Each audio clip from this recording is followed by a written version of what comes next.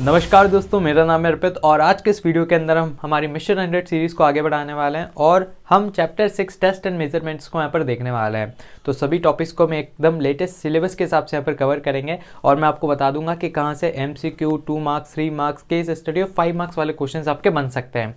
तो आइए स्टार्ट करते हैं हमारे इस वीडियो को।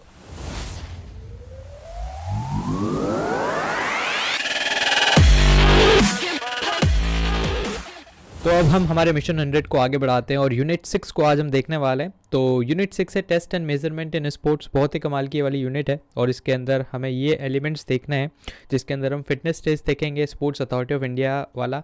दैन हम देखेंगे कि कैसे कार्डियोवास्कुलर फिटनेस को मेज़र किया जाता है, उसका एक फॉर्मूला ही यहाँ पर मैंशनड है ना। तो पहले के टाइम पे आता था लॉन्ग टर्म शॉर्ट टर्म, तो अपने को वो नहीं देखना है, सिर्फ ये वाले फॉर्मूले को अच्छे से समझना है। फिर BMR देखना है, रिकली जॉन्स देखना है और जॉनसन मैथने टेस्ट हमें देखना है, जो कि मोटर एजुकेबिलिटी के लिए रहता है। तो स्टार्ट करते हैं। सबसे पहले हम देख लेते हैं फिटनेस टेस्ट। 2 एज ग्रुप्स में इसको बांटा गया है। पहला है क्लास 1 से 3 के लिए और दूसरा है क्लास 9 से 18 के लिए, मतलब क्लास 4 से 12 के लिए, और एज आ जाएगी 9 से 18। तो पहला तो आपको यही याद रहना चाहिए कि कौन सा टेस्ट किस क्राइटेरिया में है ना, तो ये याद रखना है और यहाँ से MCQ आ सकता है। स्टार्ट करते हैं अपन एज ग्रुप 5 से 8 ईयर्स के लिए, जो कि क्लास 1 से 3 के बच्चे यहाँ पर रहेंगे। सो बेसिकली प्राइमरी क्लासेस में रहते हैं और इन बच्चों को फंडामेंटल मूवमेंट स्किल्स की आवश्यकता रहती है। तो कैसे ये बच्चे है ना लोकोमोटिव एबिलिटी शो करते हैं। लोकोमोटिव मतलब एक जगह से दूसरी जगह जाना। दैन उसके बाद मैनिपुलेटिव एबिलिटी, बॉडी को कैसे मैनेज करते हैं। तो ये सारी चीज़ें एकदम की रहती है उनके सक्सेस में आगे के लिए। तो 3 टेस्ट रहते हैं, एक BMI जिससे हम बॉडी कंपोजिशन नापते हैं, दैन प्लेट टैपिंग टेस्ट से हम कोऑर्डिनेशन नापते हैं और फ्लेमिंगो बैलेंस टेस्ट से हम बच्चों के बैलेंस को टेस्ट करते हैं। तो सबसे पहला आ जाता है बॉडी मास इंडेक्स। तो हमने इसको प्रीवियस क्लासेस में भी देखा है कि BMI बेसिकली क्या होता है। इसको कैलकुलेट किया जाता है weight in kg divided by height का स्क्वायर, और हाइट लेनी है मीटर के अंदर। 2 मार्क में आपसे कुछ क्वेश्चन पूछा जा सकता है कि BMI क्या होता है, तो आपको ये बताना है। 2 मार्क्स में आपसे पूछा जा सकता है कि बॉडी कंपोजिशन क्या होता है। सो देखो, बॉडी कंपोजिशन एक डिस्ट्रीब्यूशन होता है मसल्स और फैट का बॉडी के अंदर, और जो व्यक्ति की बॉडी साइज़ रहती है, जैसे उसकी हाइट, उसकी लेंथ, उसकी ग्रिथ मतलब उसकी चौड़ाई, ये सब भी इस BMI या बॉडी कंपोजिशन के अंदर ही आपकी आती है। दैन ये टेबल है जो आपको याद रखनी है। अंडर वेट रहेगा 18.6 के नीचे, है ना। तो आप यूँ भी लिख सकते हो 18.5 इक्वल या उससे कम, है ना। तो दोनों तरीके से इसको लिखा जा सकता है। नॉर्मल वेट है तो 18.6 से लेकर 24.9। ओवर वेट है 25 से 29.9। देन 30 से आ जाता है ओबेसिटी। तो आप सिर्फ और सिर्फ ओबेसिटी लिख के भी छोड़ सकते हो, और अगर थोड़ा सा वो डिटेल में लिखना है तो आप ओबेसिटी को भी 3 क्लासेस में डिवाइड कर सकते हो। ओबेसिटी क्लास 1, 2 और 3। ओबेसिटी क्लास 1 की रेंज है 30 से 34.9। देन क्लास 2 की रेंज है 35 से लेकर 39.9, और 40 या उससे अबव हो जाएगा ओबेसिटी क्लास 3। देन इसके बाद प्लेट टैपिंग टेस्ट को हम देखते हैं। तो ये भी छोटे बच्चों के लिए ही है और इससे हम उनके स्पीड और कोऑर्डिनेशन को मेज़र करते हैं। क्या क्या इक्विपमेंट चाहिए आपको दिख ही रहा है। एक है टेबल जो कि एडजस्टेबल हाइट की रहेगी, 2 येलो डिस्क जो अपने को स्क्रीन पर दिख रही है। देन उसके बाद आपको एक रेक्टेंगल चाहिएगा। इनकी हाइट को याद रखना, है ना। जैसे येलो डिस्क का डायमीटर रहेगा 20 सेंटीमीटर का, रेक्टेंगल का जो लेंथ और ब्रेथ रहेगी वो 30 क्रॉस 20 सेंटीमीटर रहेगी। यहाँ से MCQ में क्वेश्चन आ सकता है। और स्टॉप वॉच आपको चाहिएगा। कैसे परफॉर्म करना है, तो सबसे पहले बच्चे के अनुसार टेबल को आपको एडजस्ट करना है। 2 येलो डिस्क को प्लेस करना है और उनके सेंटर की जो दूरी रहेगी वो रहेगी 60 सेंटीमीटर। तो आपको ये रखना है। बीच में एक जो आपने रेक्टेंगल काटा था वो रखना है। देन उसके बाद सब्जेक्ट को अपने हैंड को मूव करना है बैक एंड फोर्थ, और डिस्क को टैप करना है ना। जैसे सबसे पहले उसके दोनों हाथ कहाँ पे रखे हुए या फिर उसका एक हाथ तो अपने रख दिया रेक्टेंगल पे, और दूसरा हाथ एक बार उसको टैप करना है इधर वाली येलो डिस्क पे, दूसरी बार इधर वाली येलो डिस्क पर। तो जल्दी जल्दी ऐसा टैप करना है और 25 फुल साइकिल्स उसको रिपीट करने हैं इस तरह से, मतलब 50 बार वो डिस्क को टैप कर चुका होगा। स्कोरिंग कैसा होगा कि जो भी आपको टाइम लगा है इन 25 साइकिल्स को कंप्लीट करने में, उसको आप बोलेंगे आपका स्कोर। देन नेक्स्ट आ जाता है फ्लेमिंगो बैलेंस टेस्ट। ये भी आसान है और इससे हम नापते हैं किसी व्यक्ति की ability to stand on 1 leg, कि क्या वो बैलेंस बना पाता है नहीं बना पाता। और ओवरऑल हम देखें तो हम यहाँ पर स्ट्रेंथ ऑफ लेग, पेल्विक और ट्रंक मसल्स की स्ट्रेंथ को यहाँ पर से नापते हैं और देखना चाहते हैं कि क्या व्यक्ति के अंदर स्टैटिक बैलेंस है या फिर नहीं, मतलब एक जगह खड़ा रह सकता है या फिर नहीं रह सकता। क्या इक्विपमेंट्स चाहिए, तो इक्विपमेंट्स इसमें एक तो नॉन स्लिपरी सरफेस और एक स्टॉप वॉच, और अगर जुगाड़ हो जाए तो एक बीम। बीम मतलब ईंट का टुकड़ा। तो कैसे करना है, आप उस ईंट के टुकड़े पर खड़े हो सकते हैं और बैलेंस करना है आपको, है ना। एक पैर से खड़े होना है, दूसरे पैर को उठा के और बटॉक्स तक आपको लगाना है। Then total number of falls और loss of balance in 60 seconds वो रिकॉर्ड किया जाता है ना, कि एक व्यक्ति कितनी बार गिर रहा है। अब सिंस छोटे बच्चे हैं तो गिरेंगे, है ना, तो वही उनका स्कोर हो जाएगा कितनी बार वो गिर रहे हैं। और अगर 30 सेकंड के अंदर ही 15 बार से ज़्यादा गिर गए तो टेस्ट को टर्मिनेट कर दिया जाएगा कि बेटा तुझसे ना हो पाएगा।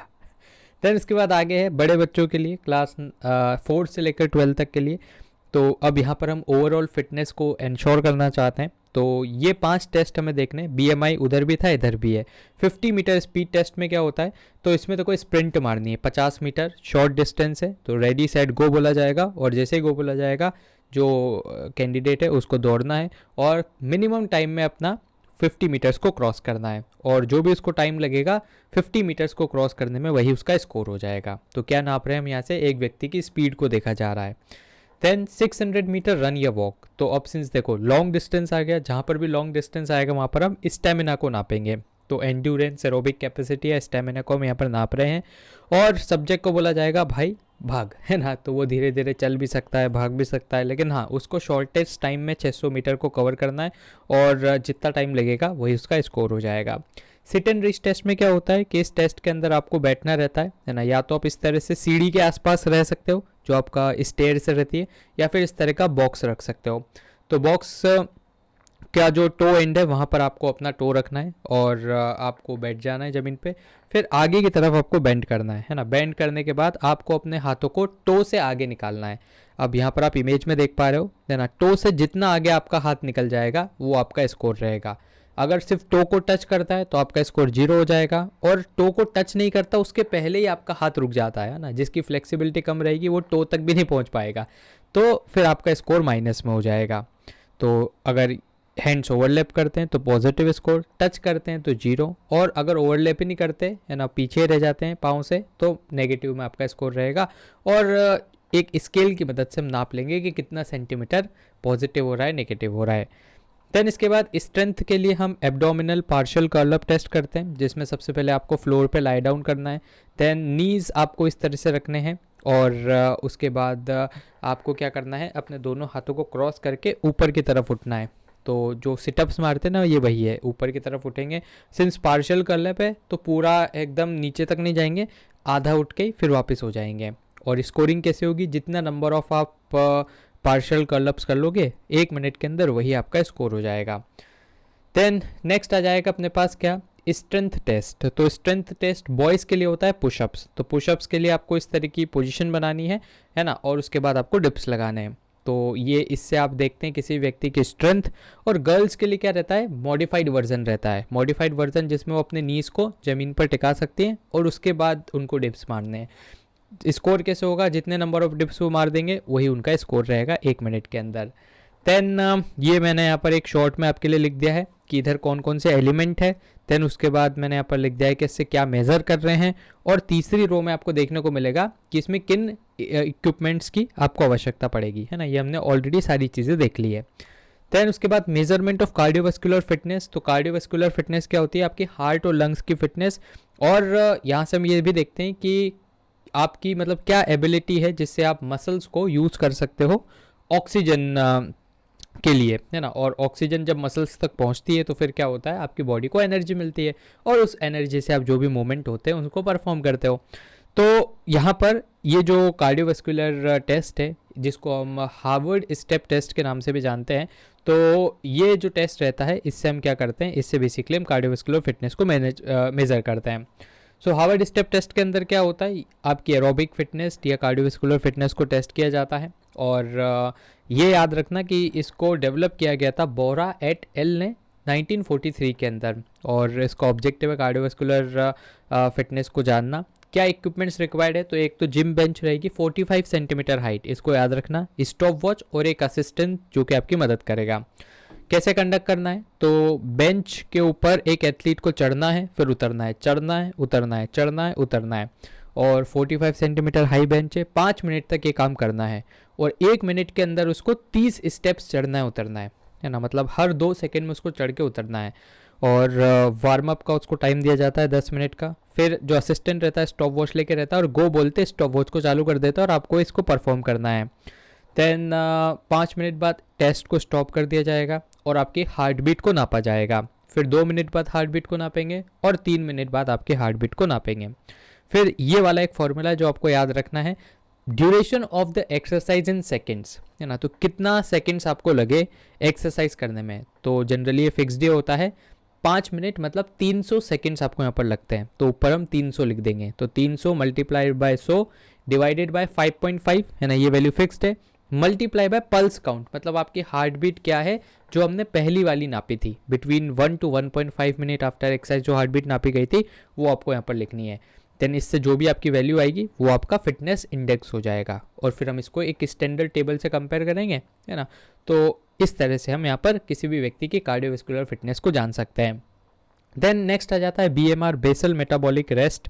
तो ये क्या होता है, यहाँ पर हम देखते हैं कि कितनी number of calories body burn कर रही है जब हम कंप्लीट रेस्ट कर रहे हैं, और इससे हम अपने एनर्जी लेवल की जानकारी नाप सकते हैं। और यहाँ तक कि क्या है, जब हम सोने जाते हैं या फिर जब हम सोते हैं तो उस टाइम पे भी हमारी बॉडी कुछ ना कुछ एनर्जी को कंज्यूम कर रही होती है ना। और बेसिक जो फंक्शंस रहते हैं like breathing, circulation of blood, repairing of cells, इन सभी के लिए भी एनर्जी की रिक्वायरमेंट रहती है। तो इसलिए BMR की इंपॉर्टेंस है।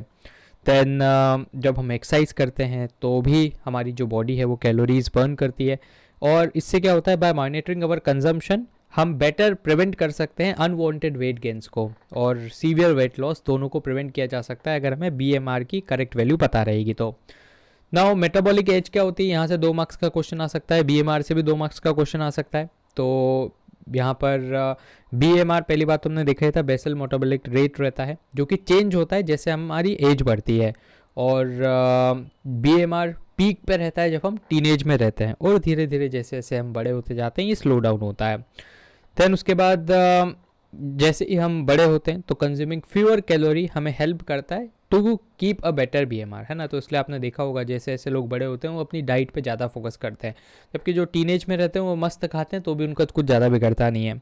और मेटाबॉलिक ये BMR जो रहता है इससे हमें अपनी मेटाबॉलिक एज भी पता लगती है, और मेटाबॉलिक एज से अगर हमारी वो एज हाइयर आती है ना, जैसे फॉर एग्जाम्पल कोई व्यक्ति है 26 साल का लेकिन उसकी मेटाबॉलिक एज आ रही है 34 ईयर्स, तो फिर क्या है, उसको पता लग जाएगा भाई साहब ये राइट टाइम आ गया है जब मैं यहाँ पर एक्सरसाइज करूँ और अपने फैट को या जितने भी है ना जो चीज़ें एक्स्ट्रा एक्यूमुलेटेड है उसको बर्न करूँ और वापस से सेम मेटाबॉलिक एज में लूँ जो मेरी ओरिजिनल एज है।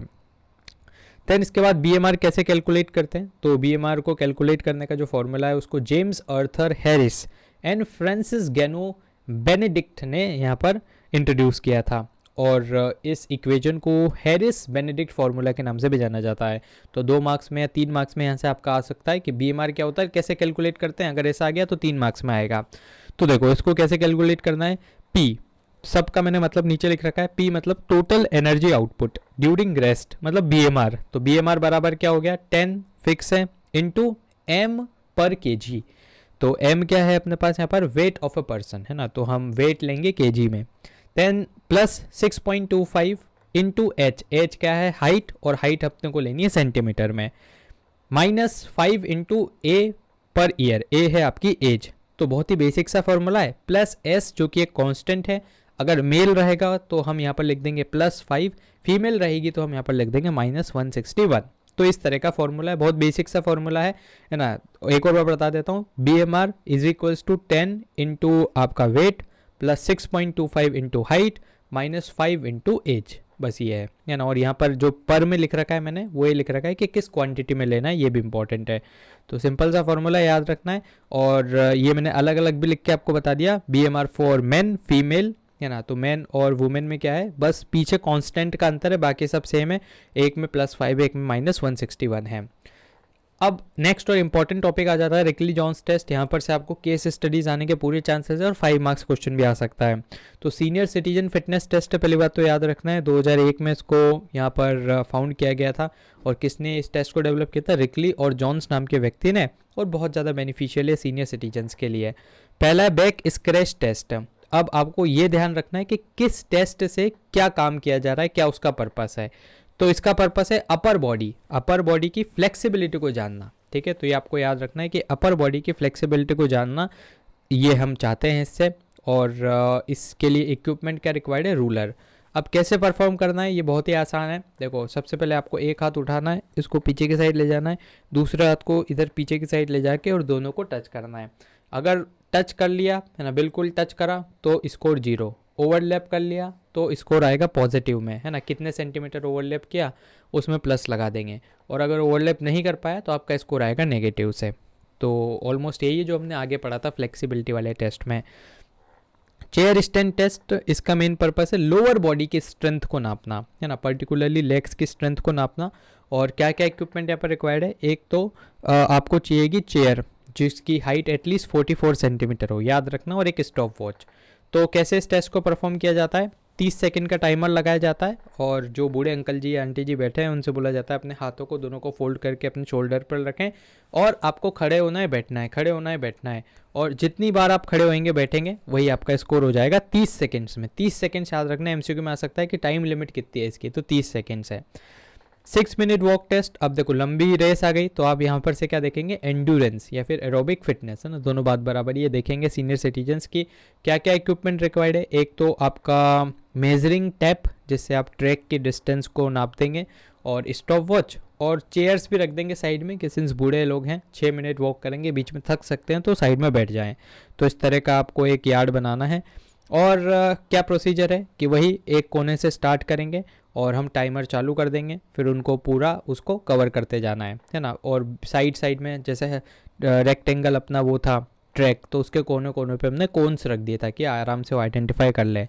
एम क्या है यहाँ पर कि उनको एज क्विकली एज पॉसिबल 6 यहाँ पर इसको कवर करना है ना, 6 मिनट्स में, कोई as possible for 6 minutes to cover as much, तो 6 मिनट उनको चलवाया जाएगा। अब हम देख लेंगे कितना डिस्टेंस उन्होंने कवर किया, जो डिस्टेंस उन्होंने कवर किया वही क्या हो जाएगा, उनका स्कोर हो जाएगा।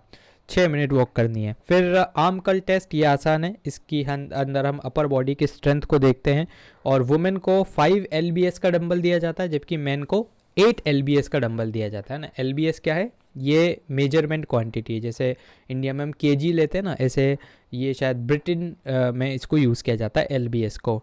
तो इतने इनका डंबल इनको दिया जाता है।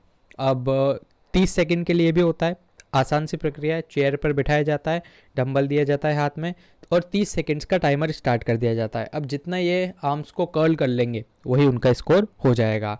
बस एक बात ध्यान रखनी है कि वेट को स्विंग न करने लग जाए, है ना, उनको बिल्कुल प्रॉपर उसको कर्ल करना है कंट्रोल्ड वे में।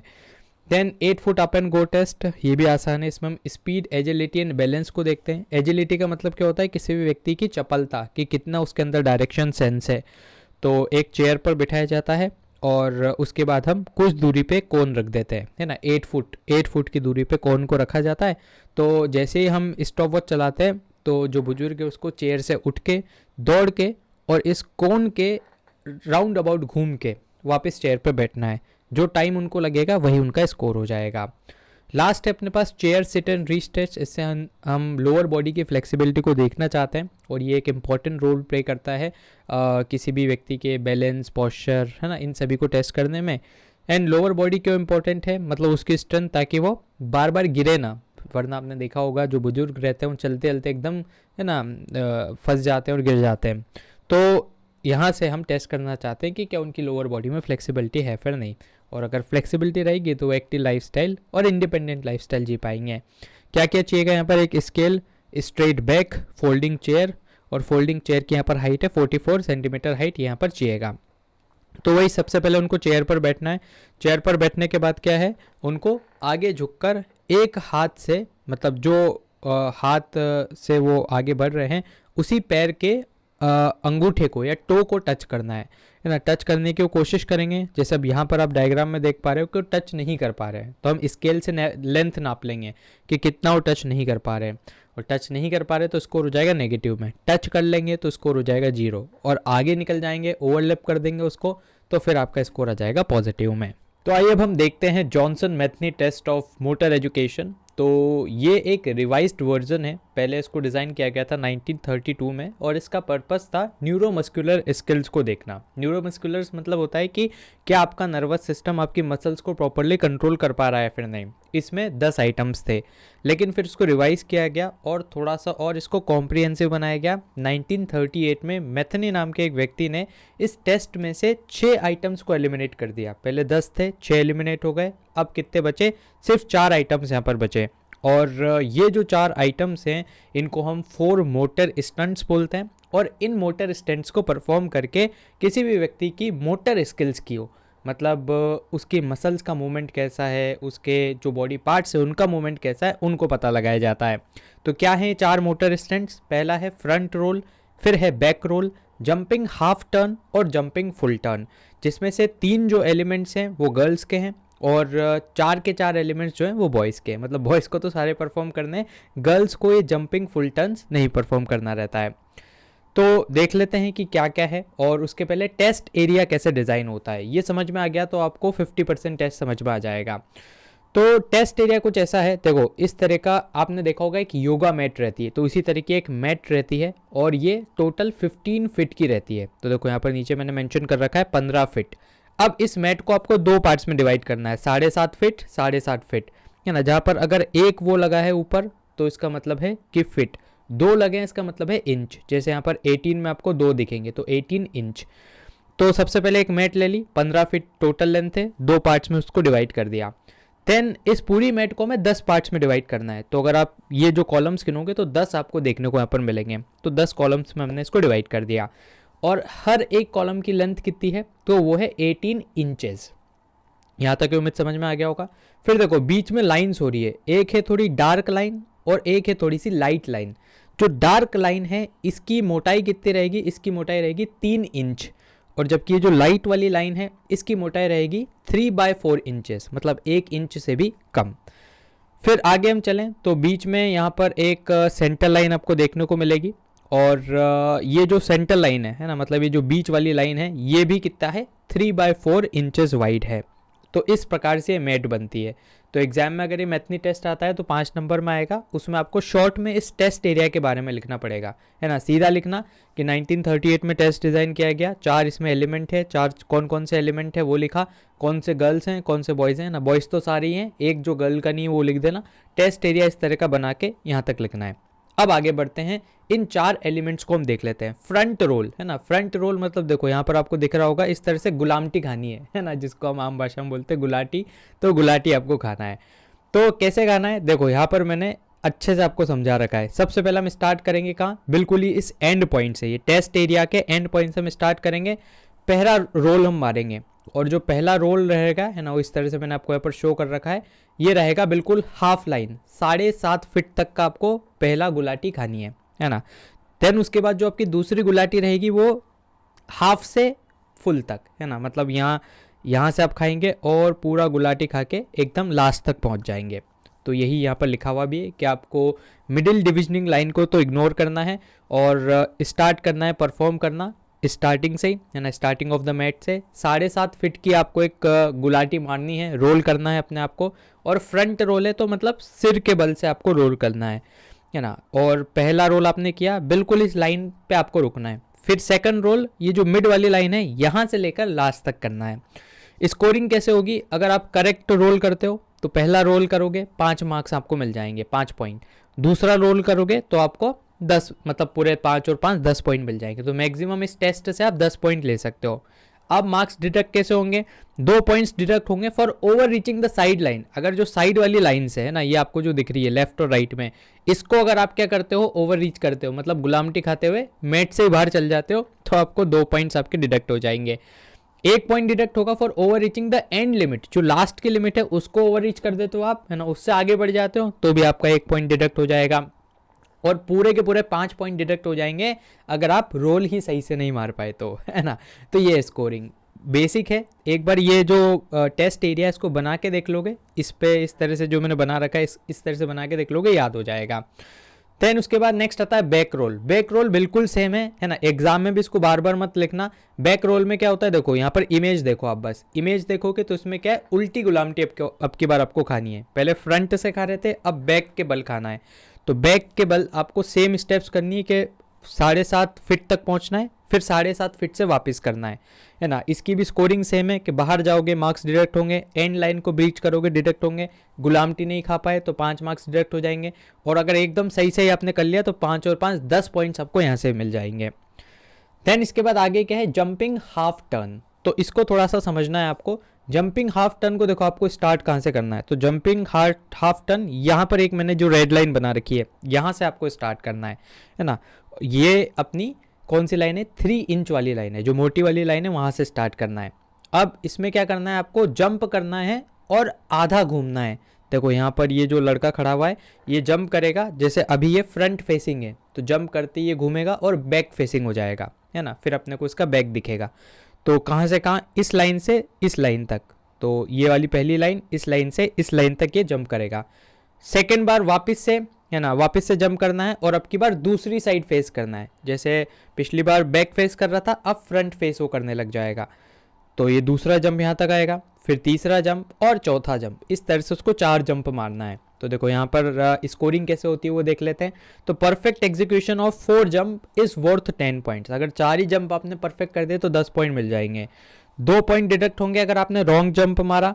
And when the subject either does not land with both the feets on the third line or turns the wrong way, है ना। तो 2 पॉइंट्स कैसे आपके कटेंगे। पहली बात तो जैसे फॉर एग्जांपल आपने यहाँ से जंप मारा, जंप मार के आप इस लाइन तक नहीं पहुँच पाए, या तो इससे आगे बढ़ गए पीछे रह गए तो 2 पॉइंट कट जाएंगे। या फिर हो सकता है कि आपने पहला जंप तो कैसे मारा, लेफ्ट साइड मारा, और दूसरा जंप भी लेफ्ट साइड ही मार दिया, तो फिर क्या होगा, वापस आपके पॉइंट कट जाएंगे। एक बार लेफ्ट जंप मारना है तो एक बार राइट जंप मारना है, ठीक है। तो ये होता है अपने पास jumping half turn, same to same steps अपने को लिखनी है। लास्ट है जंपिंग फुल टर्न। इसको सिर्फ और सिर्फ बॉयज परफॉर्म करेंगे, गर्ल्स इसको परफॉर्म करेंगी नहीं। देन इसको देखो कैसे स्टार्ट करना है, यहाँ पर मैंने बना रखा है। तो बिल्कुल एंड वाली लाइन पे आपको आना है ना। यहाँ से जंप करना है और आपको जंप ऐसा करना है कि ये वाला पूरा आपको कूदना है, और कूद के सेकंड वाले ब्लॉक्स में आपके पाँव जाने चाहिए, है ना। पहले कहाँ पे जा रहे थे, हाफ टर्न जब हम कर रहे थे तो लाइन पे आपके पाँव जा रहे थे। अब की बार देखो, एक पाँव ऊपर वाली साइड और एक पैर नीचे वाली साइड, इसीलिए हमने इसको बीच से 2 पार्ट्स में डिवाइड किया था। ऊपर 3 में तो ज़्यादा इस वाली लाइन का महत्व नहीं था, लेकिन इस वाले जो जंपिंग फुल टर्न है इसमें ये बीच वाली लाइन का भी महत्व है। तो आपका एक पैर तो लैंड होगा ऊपर वाले बॉक्स में, एक पैर लैंड होगा नीचे वाले बॉक्स में, और पूरा टर्न करना है, बिल्कुल 360 डिग्री टर्न करके आपको यहाँ पर आना है। फिर वापस से सेम जंप करेंगे, है ना। बीच का एक ये छूट जाएगा और आप सीधा जंप करेंगे J2 जहाँ पर लिखा हुआ है। वापस वही होगा, एक पैर इस वाले में, एक पैर नीचे वाले बॉक्स में। फिर ये बीच वाला एक और पूरी लाइन छोड़ के J3 जहाँ लिखा है वहाँ पर जंप करेंगे, J4 और J5। तो इस तरह से आपको 5 जंप इसमें मारने हैं। 5 जंप मार दिए भाई साहब परफेक्टली तो 10 पॉइंट्स आपको मिल जाएंगे। 2 पॉइंट डिडक्ट होंगे अगर आपका subject fails to keep balance. अब यहाँ पर बैलेंस बनाना बहुत ज़्यादा मुश्किल है, अगर बैलेंस नहीं बन पाया किसी भी जंप में तो 2 पॉइंट आपके डिडक्ट हो जाएंगे। एंड टर्न्स टू फार, है ना। हो सकता है कि भाई साहब वो ब्लॉक्स में लैंड ना कर पाए, कहीं और लैंड कर दे, है ना। तो अगर लैंडिंग गलत हो गई तो भी 2 मार्क्स कट जाएंगे। और ओवर स्टेप्स द स्क्वायर, तो स्क्वायर्स की जगह लाइन पर लैंड कर देगा तो भी 2 मार्क्स कटेंगे। तो इस तरह से आपका जंपिंग फुल टर्न यहाँ पर परफॉर्म किया जाता है।